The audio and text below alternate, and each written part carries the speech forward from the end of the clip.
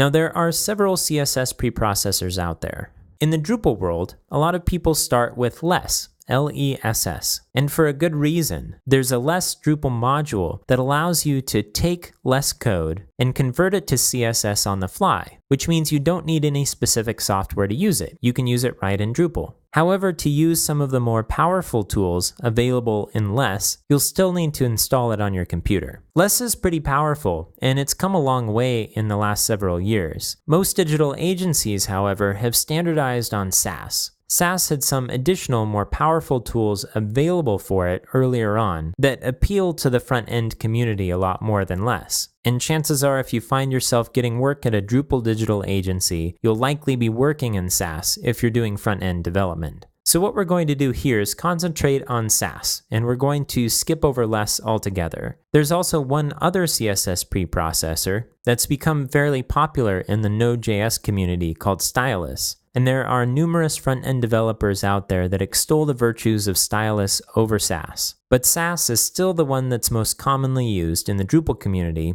and in digital agencies in general, so it makes sense to develop a skill set there. Also, there's a ton of what you'll learn about SASS that overlaps with both Stylus and LESS. Much of what you learn has to do with concepts around CSS preprocessors in general, even though the specifics might be a little different across the different tools.